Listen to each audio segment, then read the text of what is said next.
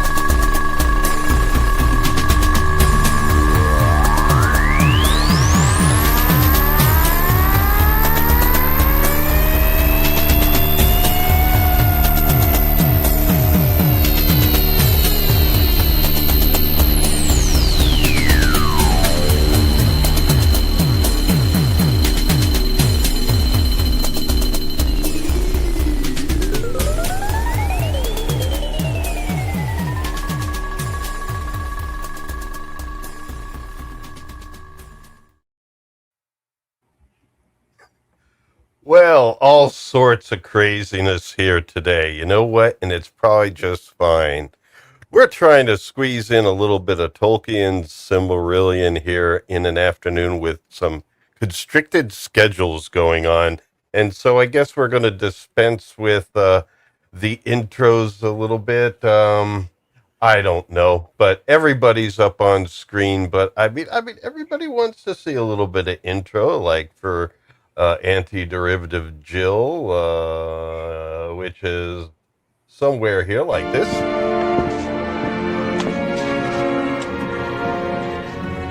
Somehow I feel comfortable here. Yes, she does. And every now and then we do want to. Oh, I got an intro video for a dear friend, Eraserhead. I try never to get involved in my own life. Too much trouble. All right, so we got Jill and Eraserhead. You gotta go to one. Amen Yeah. to that, dude. Amen. And of course, Anna Nielsen is with us because it wouldn't be a Tolkien stream on the Wayfarer Project without her. I am no man.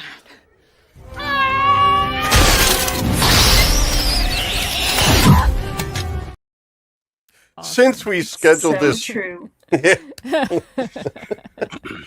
she's no man, and yeah, the doctoral stuff is getting heavy right now. It's always that right at the end. You finish your dissertation, you've done all the work, and it's like, no, you're supposed to indent this like about 1.5 centimeters from the left, and you know. Yeah. And what would life be without formatting? It really was that, and it really was that nitpicky. Yeah. I won't even get into it. Don't worry about it. Yeah, well, we want to be happy here. I think, Jill, were you able to join us? Are you still? Yes, I've returned. Thank you. I'm All sorry I right, wasn't here cool. for my video.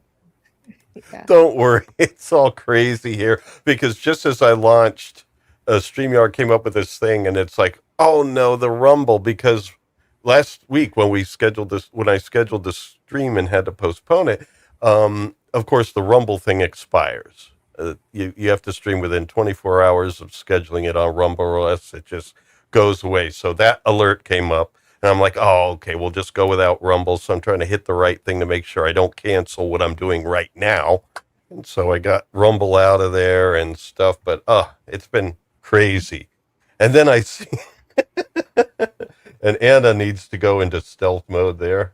All right. So anyway, folks, let's see what's going on here today. We're talking 2 chapters from the Silmarillion where we're continuing where we left off last time. And we kind of left off with elves. The elves are going to Valinor. It's field trip time here on Middle-earth.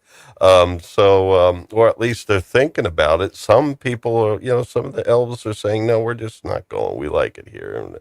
But, 3, shall we say, there was 3 that went, Finwë, Elwë, and Yngve. I think it's Yngve. Yes, Yngve Malmsteen went to Valinor and shredded. Yngve, that's right. Yngve. And so they went to Valinor. They're like, hey, this is really cool. We like the Valar and all this place. Those trees, spectacular. We're going to come back. We're going to bring our elf brethren with us. And so they came back, and now it's time to take all the elves there. But there's all sorts of stuff going on, and we're going to find out about one of those stories today.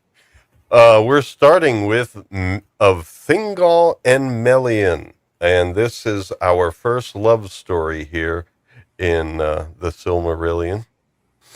And so we're going to see what happens here. So in this chapter beginning, basically, if you don't already know, the Valar, kind of like the host of Eru, they're the ones that are parallel to our angels in our Earth lore. And there's 2 levels of them. There's the Valar that are the ones that are like the stewards of things going on in the world, and then there's the lesser powers known as the Maiar, and Melian is a Maiar. Still, that's, upgrade from mortal. So she's a Maiar, and after the elves, the firstborn of Eru, are basically there in Arda, she went and decided to visit, and amazingly enough, she found a local boy named, well, at this time his name is Elwë, Elwë Singolo, of the Singolo clan. So anyway, she found him in a place called Non-Elmuth. And they just saw each other and fell in love. And I think it's that straightforward, that simple. And it was so bad that Elwë just stayed there and just stared at her for a really long time. And the rest of his clan, known as the Telari elves, they were like, where'd he go? It says he forgot then utterly all his people and all purposes of his mind. That's pretty extreme. I mean, in fairness, right? Like, it does say that Melian kind of enchanted him and that he was almost under a spell. Oh, yeah, it's her fault. If he was just... Well, listen, if he was making weird eye contact with her for like 20 years straight, and there wasn't a spell, I think that would be a little weird. Oh, Yeah. It implies even longer than 20 years, because it says, they stood thus while long years were measured by the wheeling stars above them, and the trees of Nan Elmuth grew tall and dark before they spoke any word. So if the trees were able to get that much taller, he was gone a while. Well, Tolkien does things in extremes, so love at first sight. He's going to have to do that. Does this love story sound at all familiar, this first meeting? Does this remind you of any other instances in The Lord of the Rings or in Tolkien's Legendarium? We'll get there. That sounds like a teacherly question, but, why don't you go and answer it then, Eraserhead?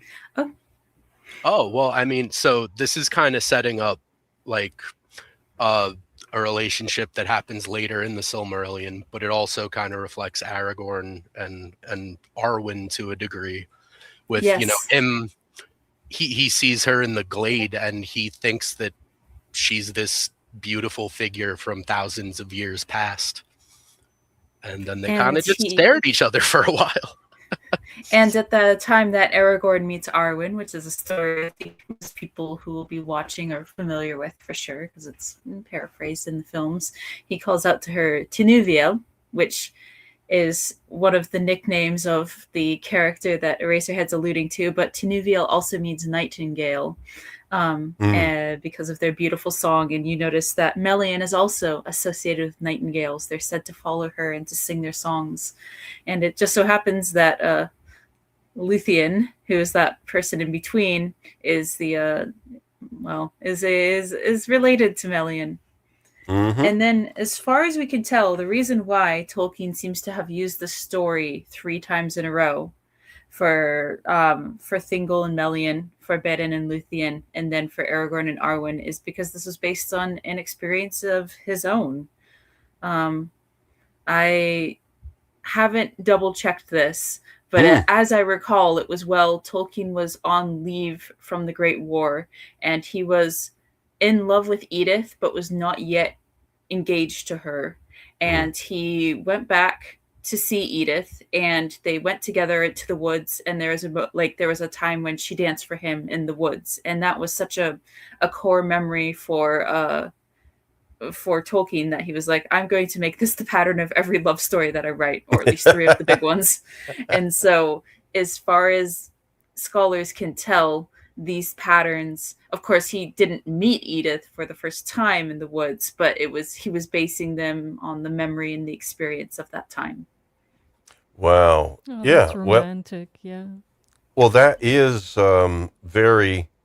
I mean, it is immortalizing in a way, but of course, it's not something he overtly, put out there. Scholars had to figure it out, I guess. But it's still cool. If you ever read like the letters of J.R.R. Tolkien, there's a couple letters where he's talking to one of his sons. I can't remember if it's Christopher or Michael, but he talks about like the real life moment, in the glade with their mother, and it's really, really sweet, man. Because at this point he's an older man. It's not like, he's probably, I think, like 60s already when he wrote that letter. And like I said, it's just really sweet. Like, he's recalling it as if it happened yesterday. And it's beautiful if you ever get a chance to read it. Well, I'm going to share something here I found. It's time to share some real artists' renditions. This is a piece by Kip Rasmussen, and it's called Melian. I've met him. It's called Melian and Thingol. So I thought I'd share this here. That's gorgeous. So, what is Kip like?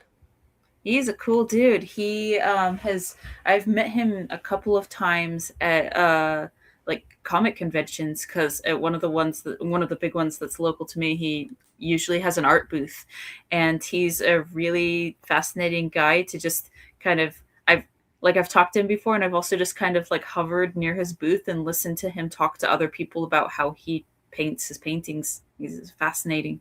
He knows a lot about art and about composition and about color. Yeah, one can tell. So, little by little, I'm going to be sharing a little more of real artwork in addition to my prompting slides that are AI generated. But just remember that name, folks, Kip Rasmussen. So if you're at a con or something, or just look him up on the internet. Beautiful stuff. So anyway, anybody want to say a little bit more? This first chapter's kind of short. I do have here, like, the elves can't wait that long. Some did. They waited for Elwë, and they were called the Elgarath. I think that means the Forsaken or something like that. And then Olwë, who's Elwë's brother, decided, you know what? let's get on the field trip here. And he led the rest of the Telari, the ones that didn't wait, to Valinor. So he Go ahead, Jill. No, it's okay. it says that she dwelt in the Guardians of Lorien. Is that anything to do with Lothlorien, or what's the connection there? No, so Lothlorien is actually in part named after Lorien, which is the Gardens of Lorien in Valinor. Mm-hmm. And I believe he was the Vala of, I believe, like dreams and rest and healing and stuff like that. So she learned under him for a while. But that's in Valinor. Mm-hmm. Lorien is Thank you. the word for dream in Quenya.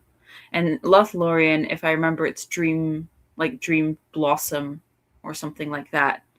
And which is why it's named for the original Lorien. Okay. Yeah, there's a lot of things that get handed down because we're going to talk later about a white tree that. Yes, it has a name. Yeah, like, hey, you thought, like, lineages ended with elves and men? Nah, dude, even the trees have, family trees. It's absurd.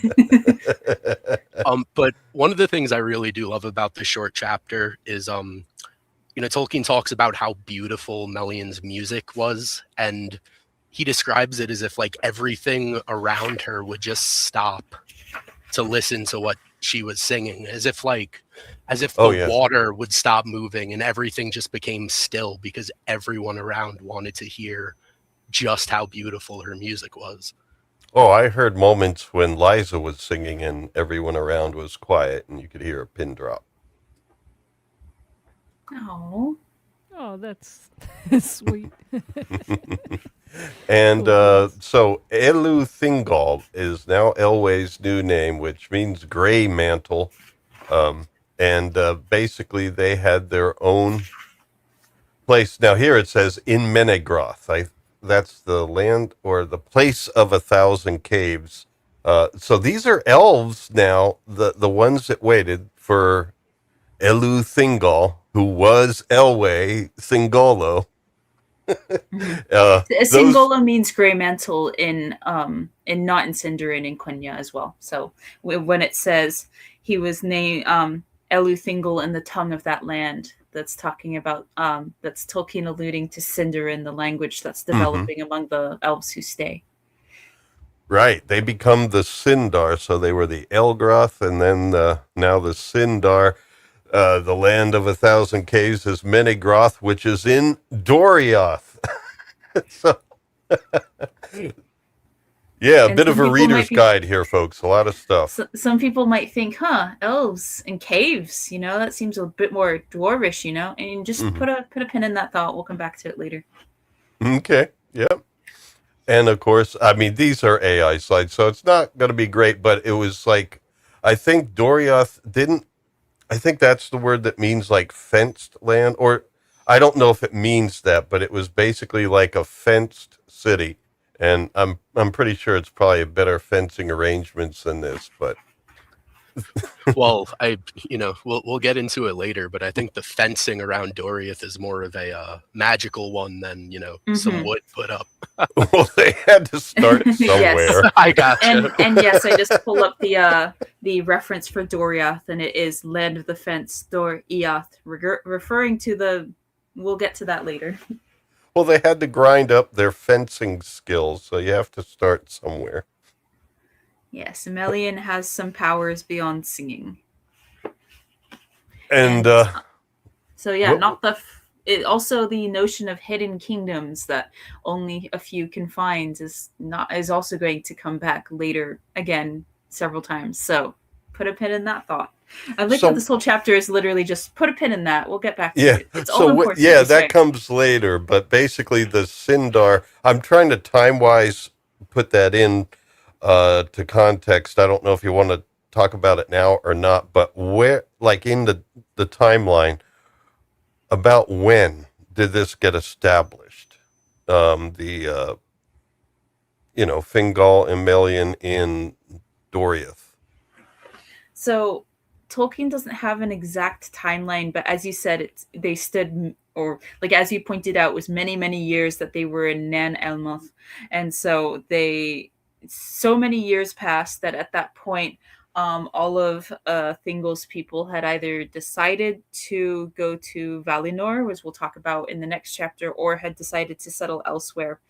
And before he and Melian kind of shook themselves from their reverie and decided to go establish the kingdom of Doriath. So it's setting up. He's skipping ahead in time somewhat to talk about this, and I'm not sure how many years. It's still all within the First Age, but the First Age is very, very long. But the notion is at the point that they established the kingdom of Doriath, the language of Sindarin had already begun to be established among elves who had stayed, and a lot of the changes that we'll talk about in chapter 5 had already taken place. All right. And just to make matters more confusing, I think at this point Tolkien was still counting things in Valian years, which are longer than our regular years. I think because there's no sun and moon, the earth is flat. It's not, but there's a lot of weird stuff going on. But I believe like one Valian year is equal to about a little over 7 of our years. So it's really difficult to measure time at this point. Yeah, it's like dog time.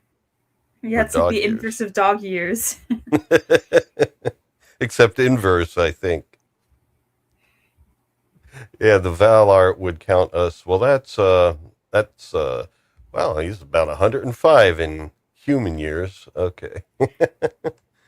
So anyway, we might as well, unless someone has something else they want to say about of Thingol and Melian. It's a very short chapter, but still packed full of info. Anything else anyone want to say before we get off to Eldamar? You know what? I will say quickly, Thingol is lucky as hell. Like, I mean, not only does he marry, Melian, but the entire reason they were going back to Valinor was to be within the light of the trees and the light of Aman. But when he meets Melian, she has that light of Aman reflected in her face and in her eyes. So from his point of view, it's like, I don't even have to go all the way across the ocean to bask in that light. I could just chill right here. Dude had it easy, man. Yeah. Well, no, he didn't. Saved a lot of walking. Well, he did travel over. Remember, he was Elwë. Their wives. Oh yeah. Remember, he was Elwë, so he did have to travel over once. But then he saw that same light in her eyes, so he didn't need to go back again. Exactly, and it is interesting though, because obviously some of the Telari stay with Thingol, but most of them go across the sea to Valinor with his brother. So it gets to the point where Elwë Thingol is the only Calaquendi elf at this point in Beleriand. Because at this point he's the only one that has actually seen the trees that is still there. The rest went to Valinor, so he is very much special in that way. And it seems like the light of the trees and even seeing the light of Aman in Melian's face enriched him in terms of his body and his spirit, because when he finally comes out of the woods with Melian, we're told that he was the tallest of all of the children of Ilúvatar. And they wait till after, Tolkien waits till after he comes out of the woods to mention that. So, like, yes, elves are naturally tall, but something happened to him in those woods. Like, I feel like that height was a byproduct of him staring at the light of Aman in her face for years and years and years. Yeah, must have been something. I have the passage. It's from the next chapter, but it's this where basically it says that although Thingol, Elwë, had wanted to go back to see the light of the trees, he beheld the light of Aman as an unclouded mirror in the face of Melian, and in that light he was content. His poor people, though. His people gathered around him in joy, those who had stayed and continued looking for him. And they were amazed, for fair and noble as he had been, now he appeared, as it were, a lord of the Maiar, his hair grey-silver, tallest of all the children of Ilúvatar, and a high doom, meaning, an important fate was before him. Right. I was going to ask you that because I know the word doom is not what we always think of it anymore. Yeah, it means a mighty fate was before him, which is not necessarily positive or negative. Okay. Very good. So let's move onward to our next chapter of Eldamar and the Princes of the Eldalië. I believe it's pronounced. Eldalië. Eldalië.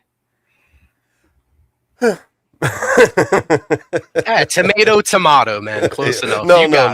No, it's just been after making up all these things, it's like there's so many words that come at you at once. And that's why you got to read it multiple times. It takes time to really put this all together and to remember all the different words. And I think that basically means what we'll primarily see later on here, because I do have some charts that show these lineages. It seems to be like the lineage primarily of the Noldor. It seems like the Vanyar, the one subset of elves, they go to Valinor, stay there. There's no issues, that they're done. Yeah, and for someone like me who's reading this first time, I'm just getting used to calling him Thingol, and now I have to call him Elwë. And so what? No, you don't. He's now Elwë Thingol. He used to be Elwë, and See, that's exactly her point. Okay. I know. It's tough, but it's fun. That meme that sometimes goes around, there's a lot of memes that are like low info Tolkien readers who just think something's funny and pass it around. And there's one where like Tolkien writes a whole language, names mountain Mount Doom, and it's like, do you realize that that mountain has a whole bunch of names in different languages? Like, yeah. Also, do you know what doom means in this No, you don't know any of that. Like, shut up. Mount Doom is not a dumb name to begin with, and it's also one of several names that this mountain has. Metalheads know another big one. I think that would be a is it a Gorgoroth or is it Gorgoroth? Isn't there a metal band called Orodurin? Oh, you know what? You might be right. You might. There's you know what it is too. I think they're from Sweden. Aman Amarth. Aman Amarth, yep. Is also, I believe, Mount Doom in one language Maybe or that's another. the one I was thinking of. But yes, Aman Amarth is definitely a band. And I think there might also be a band called Orodurin. But anyway, the whole point is there's a lot of names for it. Oh, yeah. And so, I mean, listen, dude, there's a band named Marillion. So it's all there. So anyway, is there anything we want to say about Ulmo and yes, Ose? there is a band called Orodurin. I didn't dream this. I didn't Lorien this. Okay, sorry. Go on, Lawrence. No, I believe you. Who is this? Oh, it's Gavin. Thanks for joining us, Gavin. Yes, it's finally happening. Yeah, a lot of times when folks listen to us, they get stunned and they don't even enter the chat. They're so stunned. Well, Ulmo and Ose, I think we might want to mention these. I mean, Ulmo's been there, Valar, since the beginning. We've talked about him associated with the sea, and then Ose is the Maiar that assists him, I believe. And so he's also associated with the sea, but he has some special parts to play in this whole voyage of the elves. And in fact, they kind of make it all possible. Don't they just like make an island that is like a boat to take them over there? Yep. Yep. Yeah, remember, Lawrence, why does a boat float? Oh, no. No. It's made of wood. Oh, gosh. Oh. But yeah, so Ulmo is the Vala of, the waters and the seas. Ase in particular, though, I believe Ulmo has him mainly look over like the coastal waters and areas closer to, shorelines and stuff like that. Which is actually, I think it becomes important in a little bit because Ase starts to hang around the Telari and really, really gets to know and love them. And then they're like, okay, we want to go to Valinor now. And he's actually kind of heartbroken. Yeah. Hell, he's teaching them shipbuilding and everything. Yeah. And that's, so these guys factor in heavily. But now, this island boat, is this the one that ended up being named Tol Eressëa? Yes. No, I thought that one was different. That might be. That's why I'm asking. I am so sleepy. Well, that's why I'm asking, because I don't think it ever blatantly said it's the same island, so it may not be. But I thought of it that way because it's like, well, this island was kind of left there in the bay over, in Yes, Aman. you're right. Eraserhead. It was Tolkien. Forgot that it moved. It made the trip There we twice. are. Yeah, because I believe the first time they take it to, I believe, the Bay of Valar for the Telari to hop on the island, and they're gonna move and push the whole island over to Valinor. I think part of the island breaks off, and it kind of just sits around by the Bay of Valar. I believe that's what becomes the Isle of Valar. Mm-hmm. I guess, I don't know. I guess Ulmo was like, Well, put a little too much effort, and that's was why just, it takes. We broke it. I think that's why. I mean, every sentence is packed full. That it's like that's just why, folks. Some things slip through, and it's like I think I've listened to it like 3 times in preparation of the stream, and I'm still, have to be asked to make sure. But that's how I envisioned it afterwards. Was really that it was at least part of the same island, And so I mean, it. okay. Yeah, But go ahead, Joe. I guess they have to move islands because the elves don't know how to make ships yet. Well, I think it was for safety's sake because that ocean was serious. It's not one you would want to swim across, right? No, Oh, yeah. definitely not. And we kind of paused there because some streaming series kind of did that. The series that shall think not be named. So the Isle of Valar actually gets destroyed by the end of the first stage with the sinking of Beleriand after the battle of as one of the great wars, Battle of Sudden Flame, maybe. Anyway, so I like how Tolkien's setting up all of this geography and is like, and this isle stayed here, and you're like, okay, I'm fixing this in my. No, it's not going to be relevant past the end of the first stage. Don't even worry about it. Going back to did the elves have boats or not? So, like Lauren said, the sea is pretty treacherous, and at this point, sea is always right.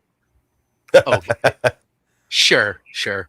But at this point, for the first trip, when they take the majority of like the Vanyar and the Noldor over, they actually don't know how to build ships yet, or not like good ones. It's actually not till Osse spends time with the Telari that he teaches them like the craft of shipbuilding.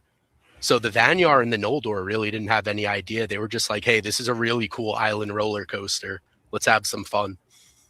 So do you think the Bay of Valar was named after Beleriand? Probably. Well, in fact, the notion of some groups of elves having knowledge of shipbuilding and shipcraft and some other elves not having those ships is going to become important later. So put a pin in that as well. Oh yeah. It's going to be fun. Yeah, it's in layers. As you read it, you it's like, well, wait a minute, I read that kind of before, and then it gets expanded on, or it becomes part of another story.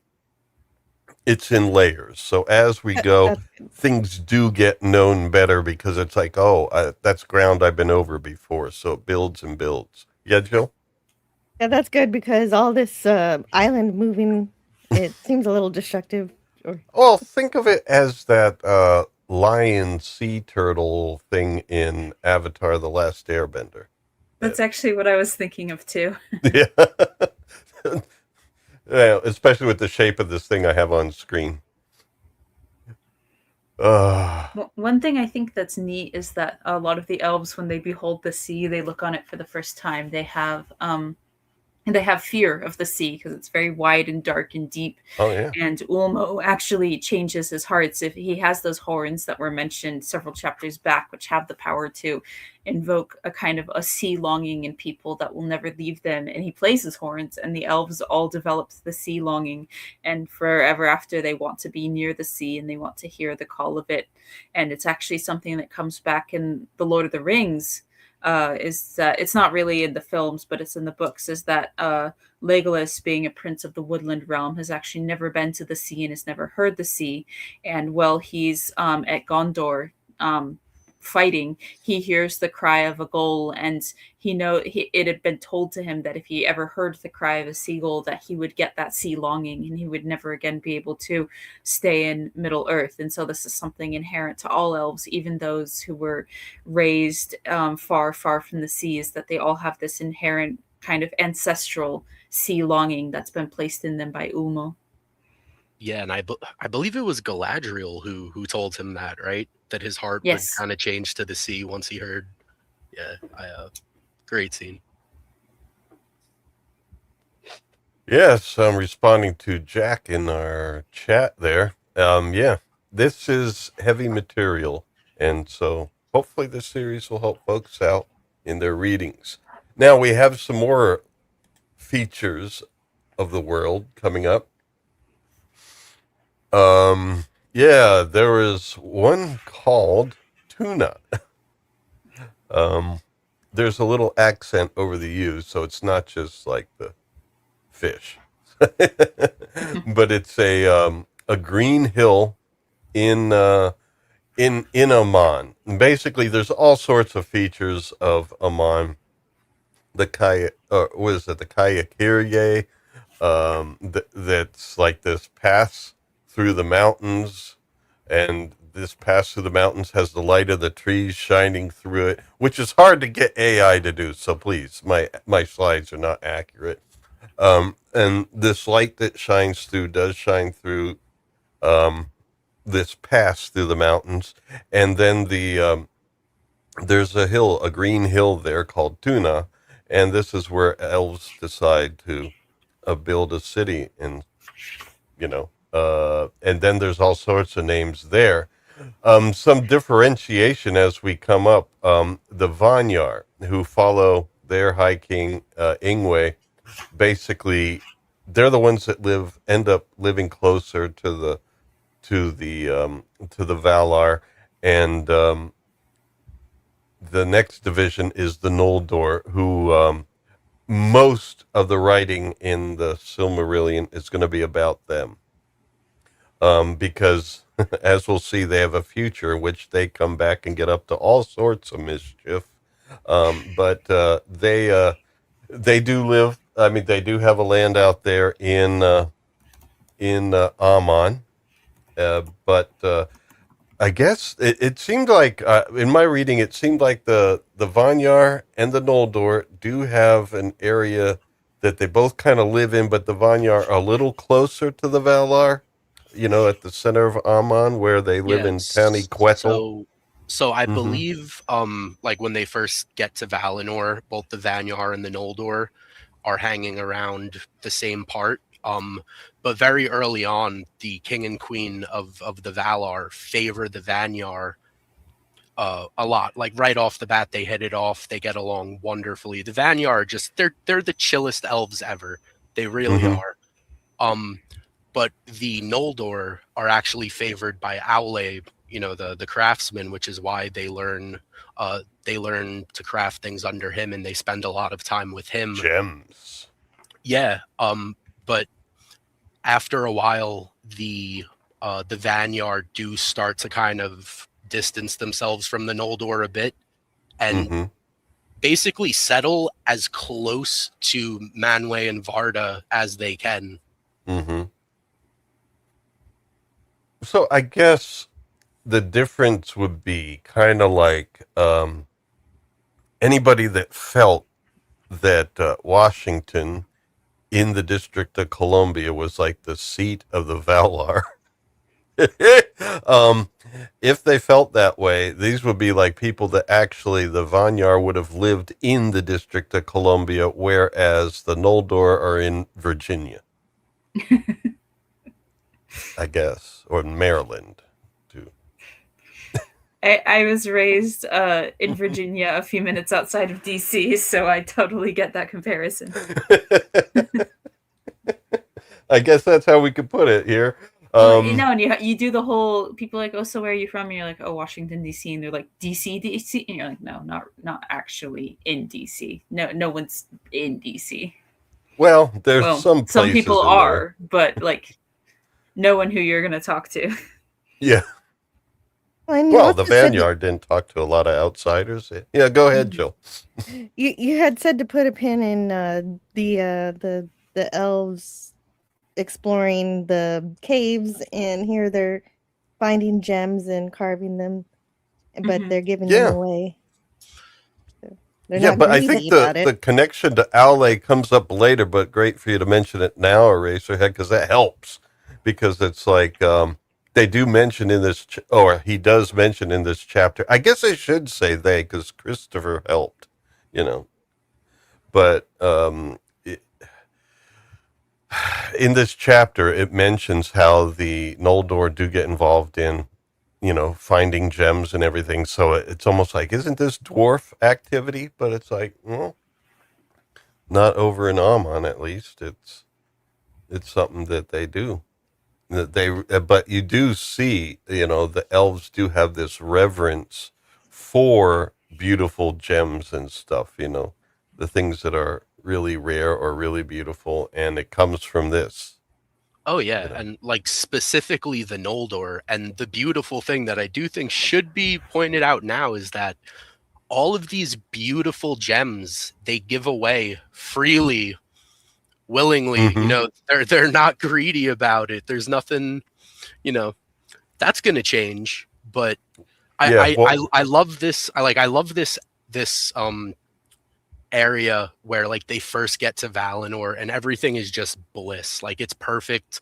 Everyone's kind of settling in the specific areas and locations that kind of best suit their people and like their interests. Everything's good, and that's not always going to be the case. And I know many names have just been introduced, especially Liza, Jill. Many of these names that have been introduced are huge players who will have wild arcs later on. And so like Maedhros the Tall was mentioned very quickly. He's a big dude. The sons of Finwë, Feanor, Fingolfin, Finarfin, all of them, they're going to have mad stories. So don't worry too much about keeping all these names in your mind right now. They'll come back. Just know that they've been mentioned now. They've been set up. Yeah, I have that chart coming up in, I think, the slide after this. But since we know the Vanyar, they're over there closest to the Valar, and then in the outskirts you have the Noldor, there's still the Telari to deal with. And it took them a little bit longer. They kind of like hung out with Olwë for a while doing shipbuilding, but eventually went over, into Valinor, and they kind of, they seem to set up like in a bay in the coast, right? Yeah. And so that's what I have here. The really interesting thing, though, is that when the Telari finally do start, being pushed towards Valinor, they kind of get indecisive halfway through the journey, because as much as they do desire to see their friends the Noldor again and to experience Valinor, they still love the starlight and the sea. So I believe Olwë basically kind of just lets them chill out right in the middle of like between Valinor and Beleriand, where some of the light of the two trees is kind of peeking through the mountains and hitting the western side of the island, so that they could still experience the light. But then on the other side of the island, where it's untouched by the light of the two trees, they still get the starlight and the ocean that they love. Like they kind of get the best of both worlds for a little bit until they're finally ready to then build their ships, because Olwë teaches them. And then, it's one of my favorite visuals, like when I try to imagine it, because he teaches them to build these swan ships. And then they are literally dragged across the ocean on these boats by like magical swans. How cool! Like, I'm sorry, but how cool is that? I mean, this is, and it reminds me of when they leave in Lord of the Rings on those swans. Yeah. That was the designers at Wada were drawing on these passages definitely for Galadriel's swan boat that you see in the Fellowship of the Ring, and for that elven boat that they built in quarter scale miniature. By the way, someone could actually crouch down and climb into that little cabin they built for that elven boat that you see at the very end of the Return of the King. But yeah, as Eraserhead says, they had to be drawn by swans because at this point there was no wind on the sea, and so even if they'd built sails, they wouldn't have worked. And so it is a beautiful visual of a parting gift from Ose of many very strong swans that pull them. Yep. And I guess one thing I was thinking about was, there's so much that comes up later with this, with the Telari and the Noldor, and it's kind of like laying in things that are going to happen in the future. But these are things that could have been explored in and of themselves. Like if some great creator wanted to and license the rights, they could license the rights to maybe the story of Thingol and Melian and just do that. Now, of course, you got to do other things. It's almost like zooming into a picture, or, from the old days when pictures used to load, one pass at a time, using dial-up internet and stuff, and things would crystallize over time. It's like, yeah, you would apply the details as long as you stay within the overall lore. And it's a shame that, Rings of Power or things like that didn't do something more like that, where it's like, okay, take one of these stories and expand on it, because Tolkien basically gives you this great big book of all time in his world. You could just take one of these stories and then add details to it without breaking lore, but there's so much undefined stuff because it is so general in a legendarium that you could really add detail and make a novel out of just any part of this. But they didn't. Well, nah, they decided to waste money instead. Let's take the whole thing and change it. It's one of the trickiest things because Tolkien's writing and his prose and his mind are so distinct and his prose so beautiful that, like, I think even, extremely seasoned novel writers would feel a lot of trepidation setting themselves up to kind of continue with his work. And, even if you're doing something in kind of your own voice that's somewhat different, to write something that's worthy of Tolkien, building on in your own way some of the stories that he's done. Which is why it sometimes seems like they get writers who are less capable to tackle this project because they don't even know where it is that they're failing. Right. So anyway, the last two things I have here, other than some artwork from other artists who depicted some of these characters, we get here towards the end of this chapter a whole plethora of names. Oh, okay. It's not style. Sorry, I was thrown for a second. Yeah. They do kind of look like rock candy Funkos. Yeah.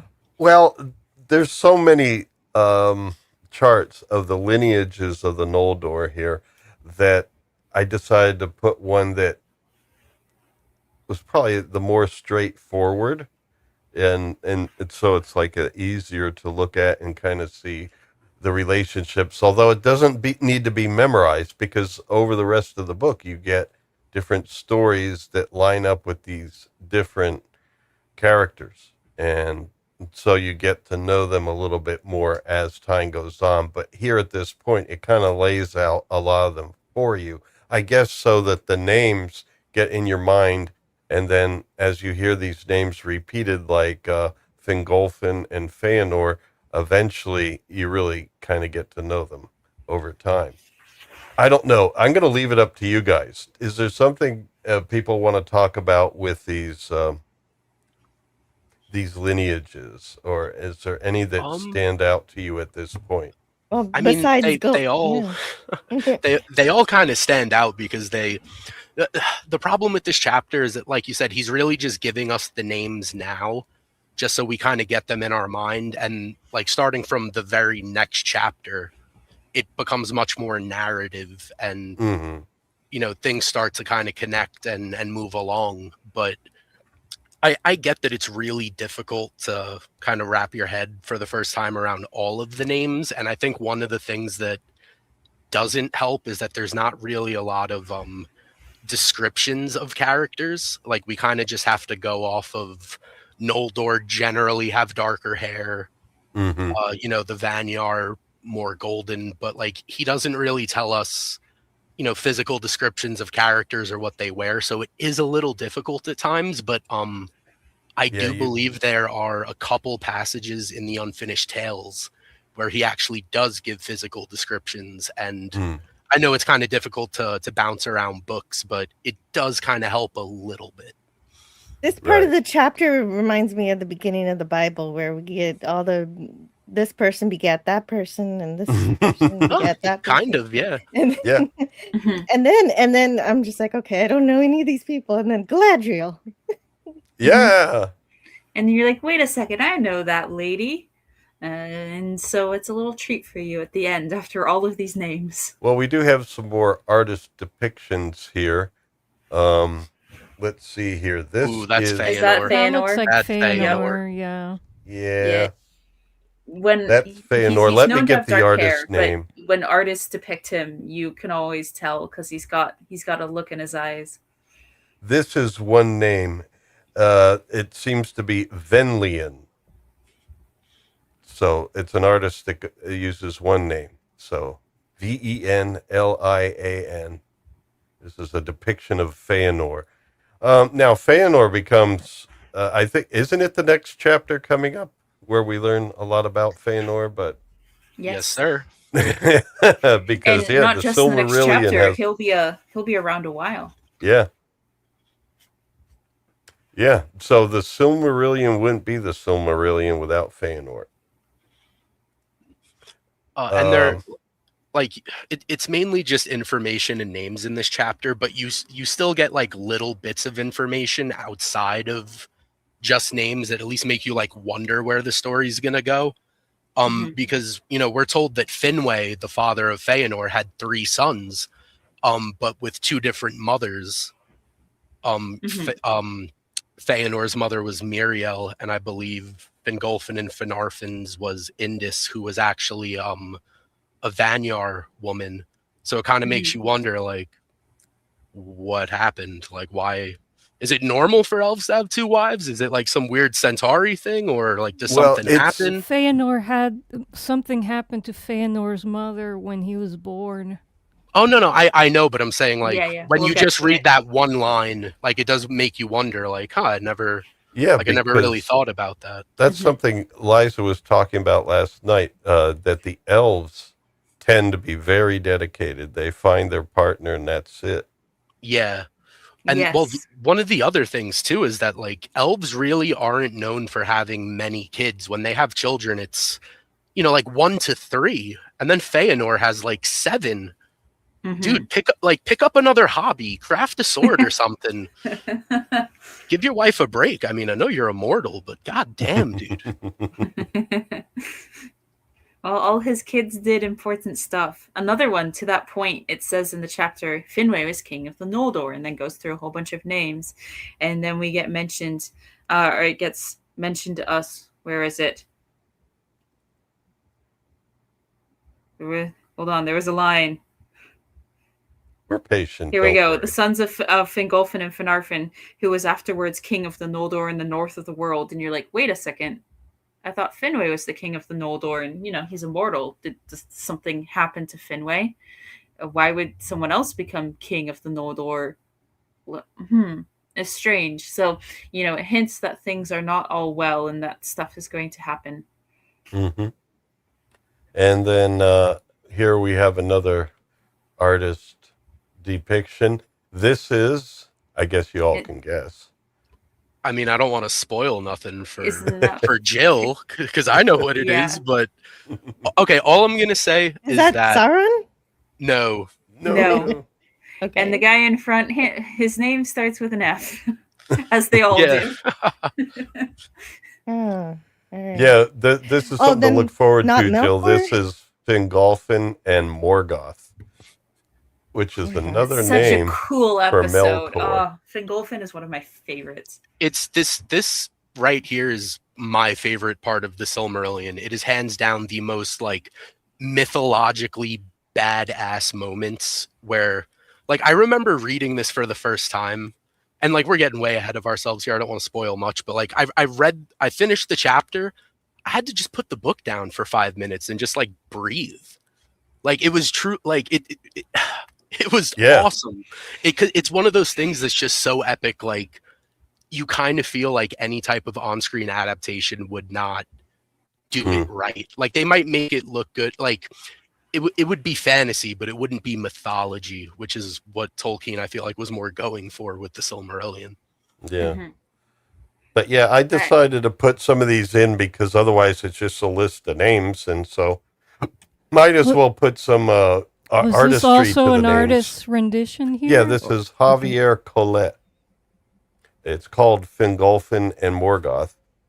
Or is it Morgoth and Oh, is this- Fingolfin? No, so it's then is this- Fingolfin and Morgoth. Yes. Go Is ahead, this Jill. Melkor? Is this Melkor then? Yeah, he also gets called Morgoth. Okay. That's an elven name. Was it Fingolfin or Fëanor that gave him the name Morgoth? And just I mean, we're getting really ahead of ourselves here. I forget. Well, otherwise we could just Something talk to about keep isn't in this a mind. cool sounding Notice name? there's Well, it is three glowing Fëanor. things in his forehead and his crown, and that might be the title of the book. Yeah. So let us go with another depiction here. Now this name does come up, Galadriel. Her name does come up, but this is much later. And in fact, you may Couple have seen this thousand already. years later. This may have been depicted in some movies too. But Galadriel gets mentioned here. She's in this line of Noldor. She's the only daughter of Finarfin. And one thing I actually think that's worth mentioning here is that in the Silmarillion it says that the sons of Finarfin were Finrod, Orodreth, Angrod, Agnor, and then his daughter was Galadriel. In other books, Christopher Tolkien actually admits that this was a small mistake on his part. That this was taken from an earlier draft of his father's that was then corrected and fixed because Orodreth is actually supposed to be the nephew of Galadriel, not her brother. I believe he's either the son of Angrod or Agnor. I don't remember which, but it is one of those things where, you know, depending on the books, you're going to get different drafts, you're going to get different retellings, and like Christopher Tolkien does kind of go out of his way to say like that one part of the like I messed up, my bad, that should have been corrected.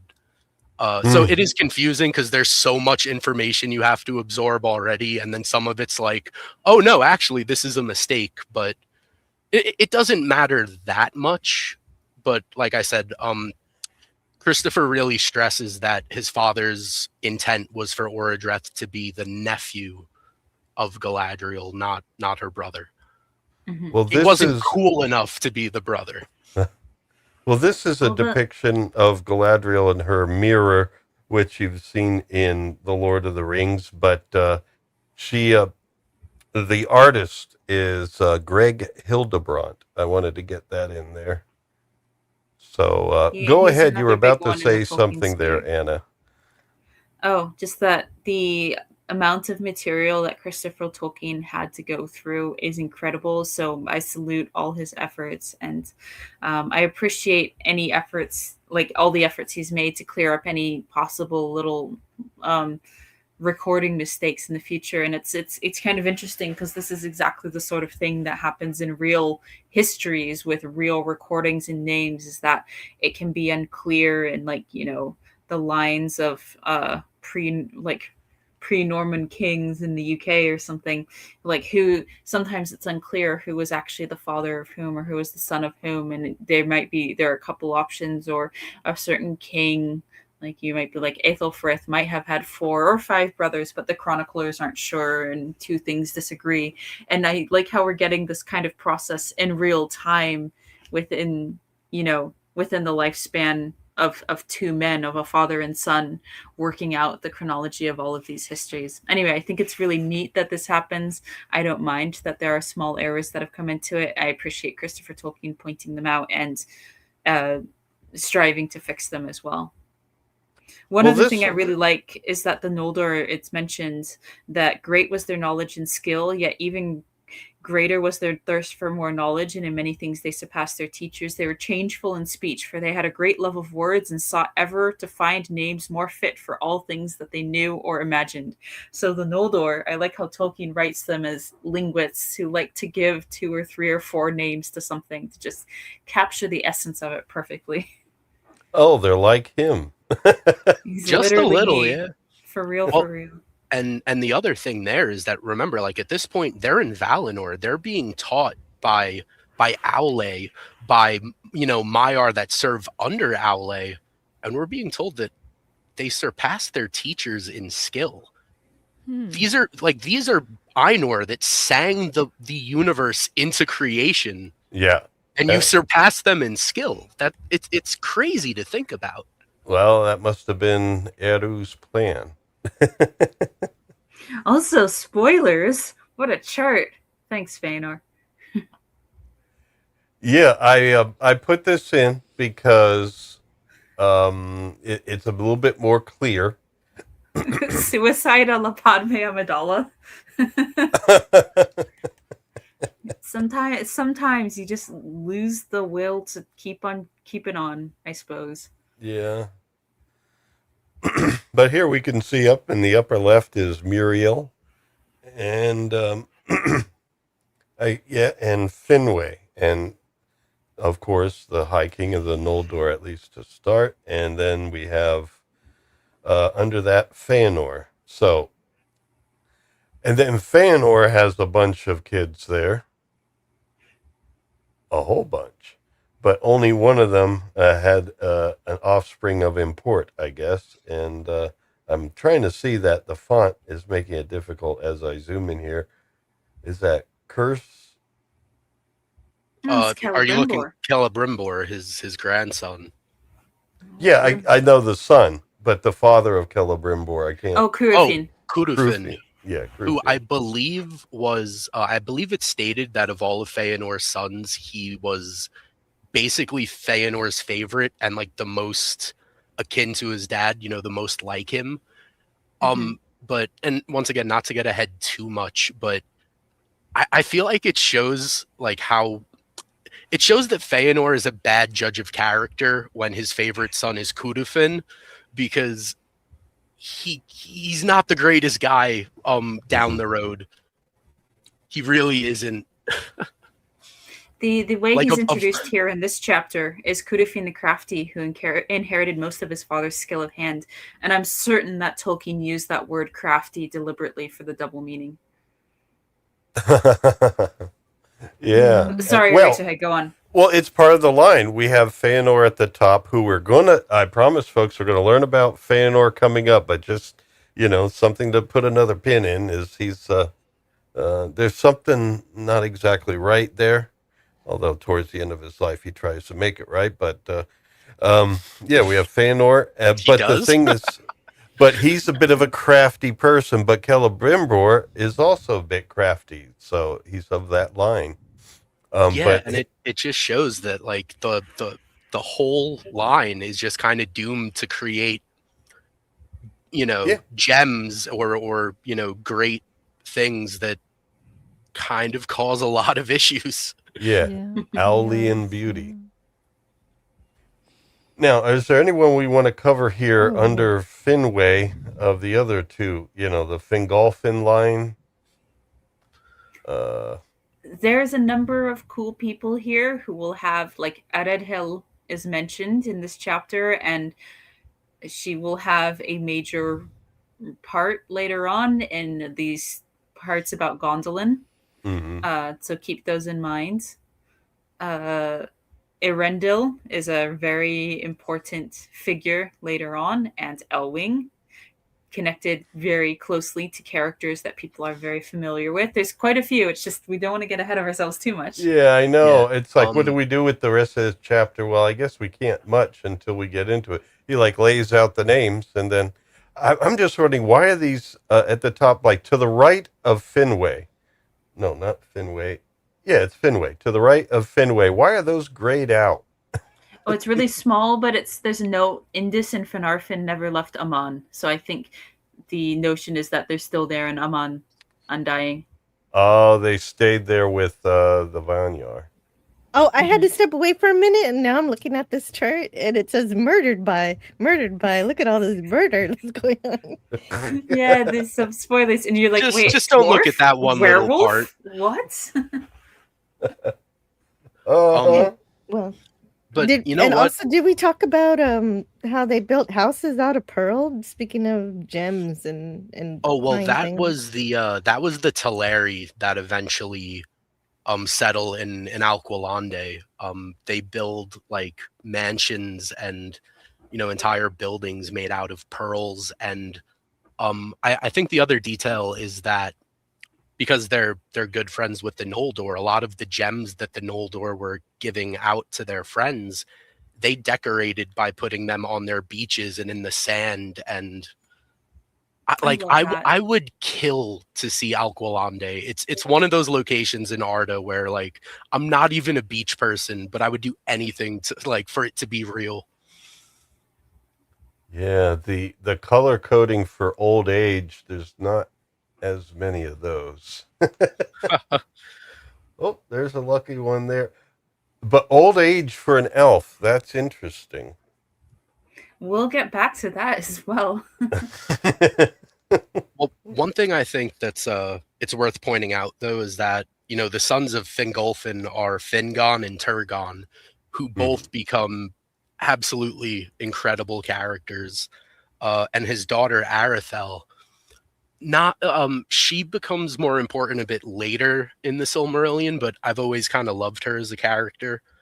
But one thing that Tolkien does state in this chapter is that Arethel would hang around the sons of Feanor, but she didn't really like them and she didn't really trust them. It was more of just like, we're kind of related, but she always tried to keep her distance. And it's as if she knew in her heart that something was up. And it's something that we actually see a lot with elven characters, specifically elven women, where it's almost like they get like this foresight or this premonition that like something's wrong, or like even if they don't know what it is, like they just have the intuition to be like, I need to stay away from this. And it shows up a lot. Like I said, with Arethel, it shows up with other characters in a couple chapters, whether it's Nerdinel or Miriel. It's just a constantly reoccurring thing in the Silmarillion as a whole. And I feel like it's one of those things too where if only people would have just listened to some of these characters, especially like some of the female characters like Nerdinel, at one point, like, listen, if you do this thing, horrible things are going to happen. And one of the characters is like, you're just being hysterical. And he does it and horrible things happen. And, even with Melian that we've been introduced to, there gets to a point in the Silmarillion where I'm just like, dude, half of these events could have been avoided if anyone would have listened to Melian.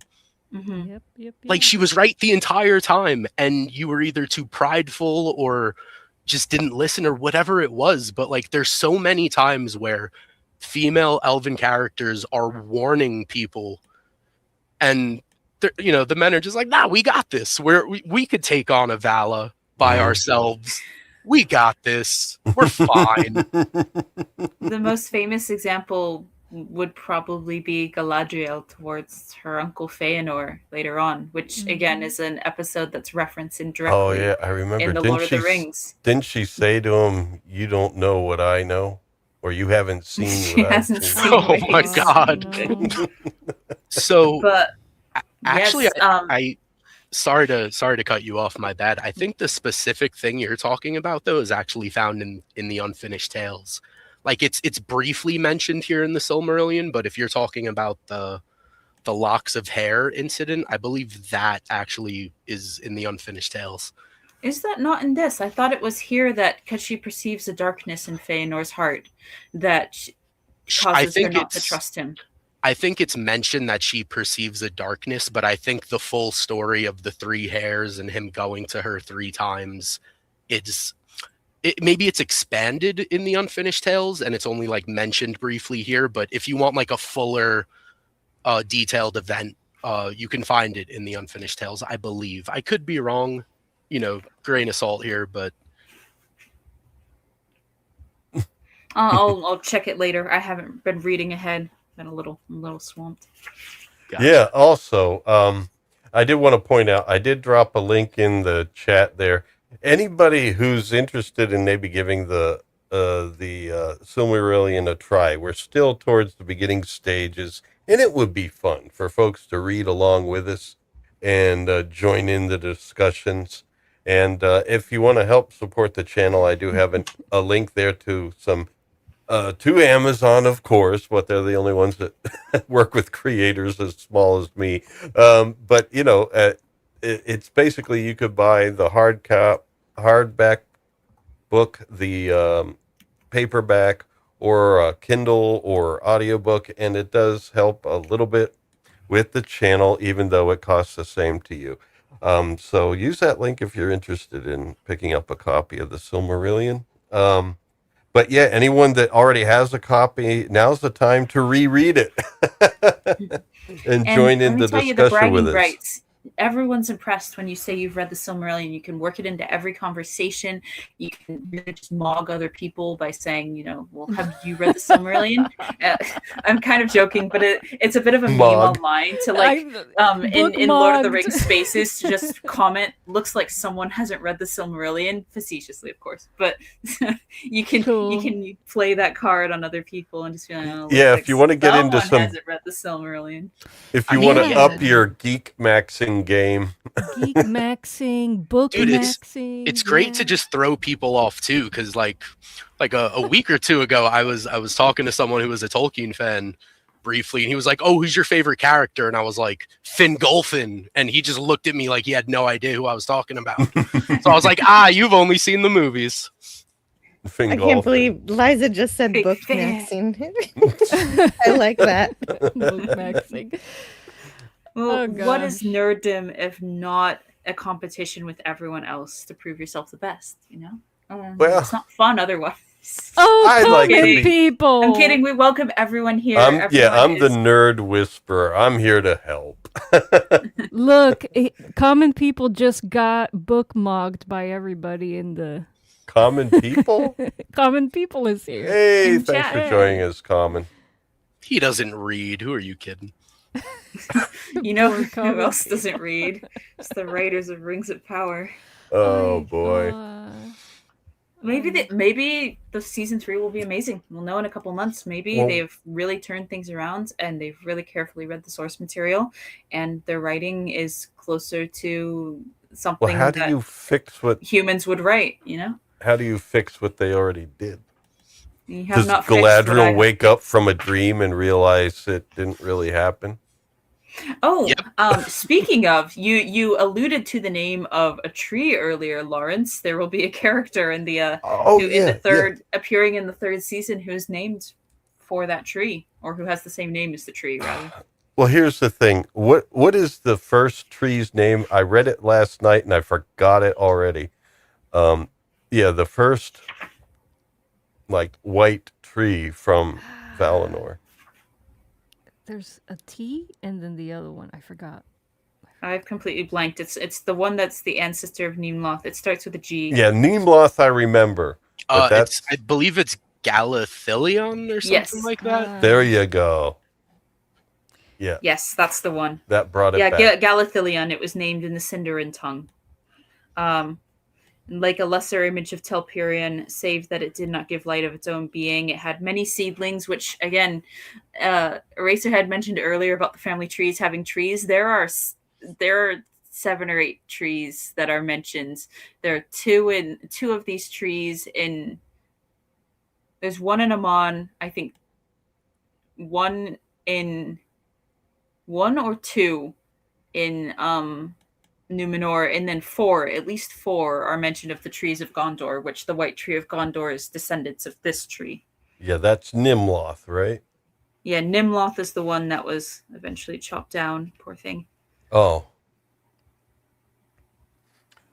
Okay. But yes, okay, so yeah, two in Aman. So Galthilion was named, had many seedlings, and one of its famous seedlings was Celeborn. So 2 in Aman, and then one of Celeborn's seedlings came to Numenor, and that was Nimloth. And then of Nimloth, because a single fruit was saved by Isildur before Nimloth was chopped down, and was one of the things born out of the west when the Numenor sunk below the waves, and the Numenorians fled in 7 ships and came to Middle-earth. Isildur planted the fruit that he had saved from Nimloth in the White Court of Minas Tirith, which at that time was called Minas Arnor when they built it, or Minas Anor, sorry, the Tower of the Sun. And then there were at least 4 white trees from that seedling or from that fruit that Isildur had saved. Isildur was a lot cooler in the books, by the way. He wasn't so lame. He fell to the power of the ring eventually, but he did a lot of really amazing and mighty deeds in his life, and he didn't. Anyway, it doesn't matter. Well, don't define him by his addiction. Well, and even then, though, like, I feel like his character isn't even really the way the Peter Jackson movies portray him, because they need to, they kind of overemphasize his failure and his fall to the ring to kind of set that up so that Aragorn can rise above that. But Isildur is a far greater character in the books, and he's not even like remote, like even when he falls to the ring, he's not evil.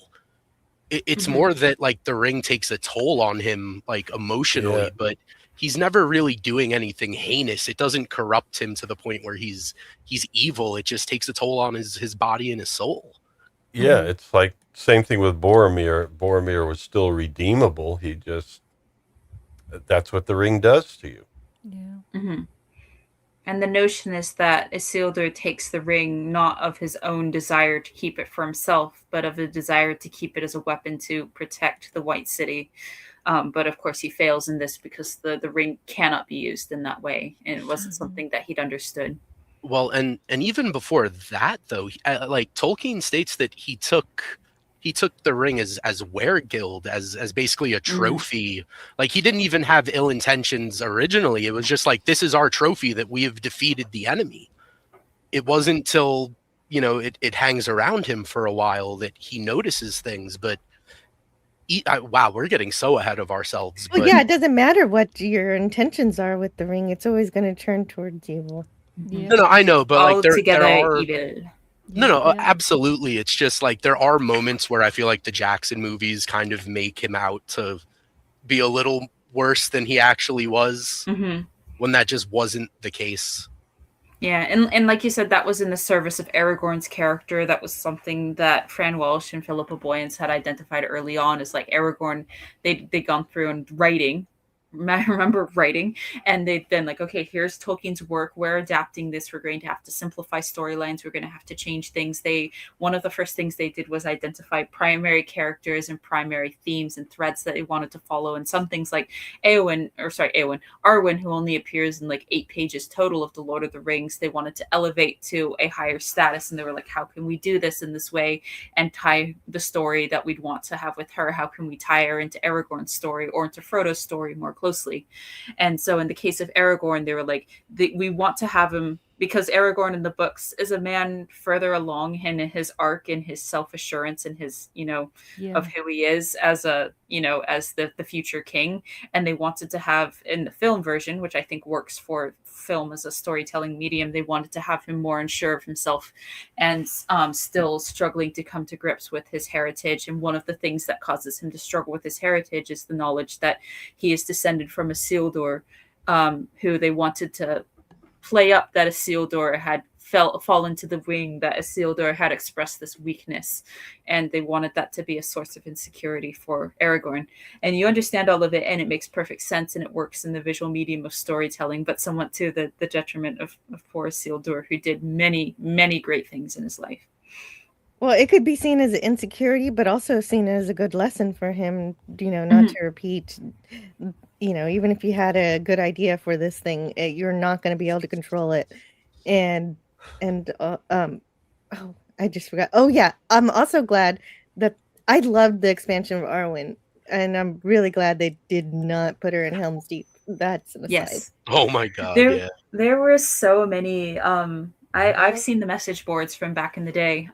There were so many complaints from people when Arwen was first cast, and they were like, "It's Liv Tyler. Like, this is going to be absolutely awful." And now, well, they were thinking that music video that she did. Yes, I think now there are very few people. There will still be some. My dad's one of the absolute book purists. There will still be some people who will complain somewhat about the elevation of Arwen, what might now be called her girl bossing, and there will be some people who might complain about the casting. But I'd say most people are really satisfied with her role in the story, and even if they're like, "Yes, we know she had a smaller role in the books," I think this works for the film.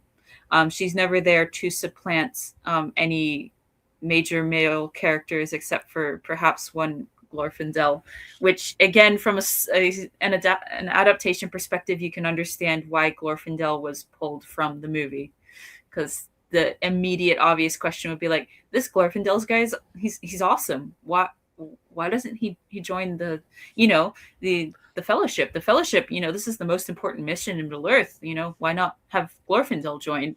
And of course, that's addressed in the books, but it's difficult to justify in film. Right. I mean, it's pretty simple though, because Tolkien's just like, he's kind of too powerful. Yep.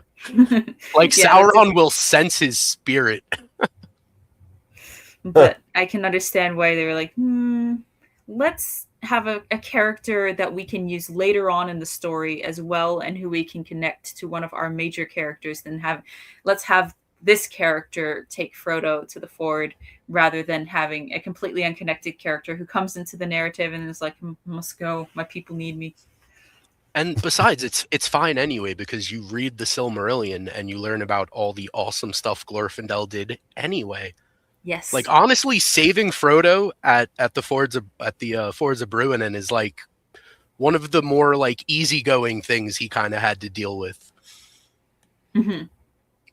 I just decided to put up a depiction here, some more artistry. I figured it's nice to have something to look at while we're talking. This is it's called Tar Miriel and Nimloth by this is Numenor.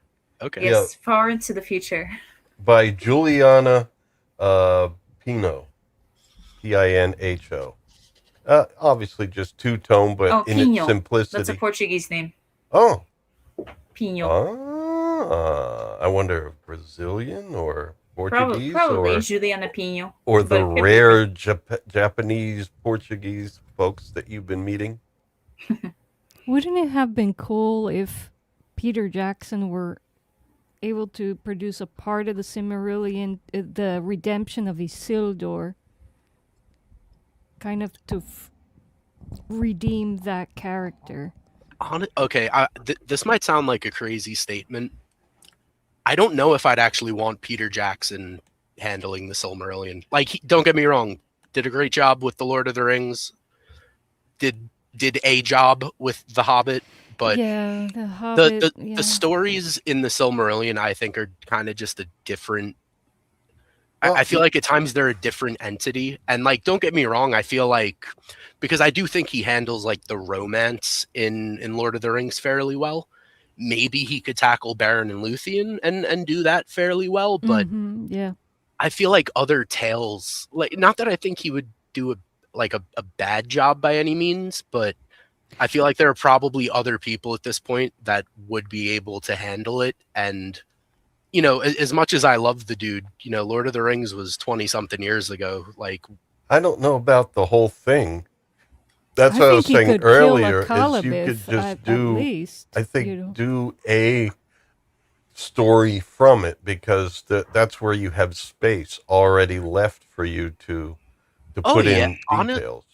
here's my take though. I think if you wanna tell stories from the Silmarillion, I feel like you should just do a 7-season Silmarillion show, because one of the problems with like kind of just throwing a dart on the wall and going, okay, we're going to tell this story from the Silmarillion, is that you have elven characters that are immortal, and sometimes if you, like, for example, say you were to jump into, okay, we're going to adapt the Children of Húrin, that's all well and good, and you can tell that story, but without telling Beren and Luthien first, there's a lot of missing context. And like, even I feel like Tolkien was very well aware of how all of these stories kind of flow into each other.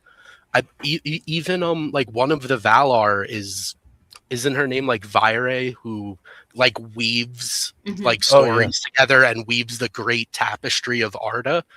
Like there is this very, like, all of the stories flow into each other, and like if you jumped into, like I said, say Children of Húrin without telling Beren and Luthien first, a lot of context is missing. You're missing the first half of, say, Elu Thingol's arc is missing if you just jump, like you just jump halfway into his character arc. If you start at the Children of Húrin, certain things just won't hit the same. I feel like you'd be a lot better telling it in like a 7 or an 8 season show where you can have all of these things kind of flow in and out of each other. That's still a tall task, and having them all work. That's why you need really good writers. Well, you would have to do like a JMS thing and just like plan when you're gonna like sow certain seeds, and like, okay, we're gonna introduce this guy now and connect this, even though he might not show up for 3 seasons or whatever it is. It's a difficult task, but I think it can be done. And especially not overwhelm. I won't say it. And especially not overwhelm people. I guess one thing you would do is just eliminate the extra names that people don't need to know to do the story. I mean, and what I mean eliminate names, I mean eliminate the multiple names of some characters. Maybe not with Elwë Thingol, because that, I think that's simple enough. But yeah, I mean, it'd be a tall order. Go ahead, Liza. It's not. I mean, there's obviously a market for this, and you see Amazon spending all this money. It can be done. It can be produced. The thing is, can we get the agenda people to move out of the way? And just really, there has to be a desire for someone to really produce Tolkien. And we'll never see this. It will have to be one of us working with AI to do this. I'm with Eraserhead. I think in terms of Peter Jackson, his skills, which he does have many skills, are at this point better applied elsewhere. He's a really good documentary filmmaker, and I think his documentarian skills, he ought to work on a making of the Lord of the Rings films documentary that uses some of the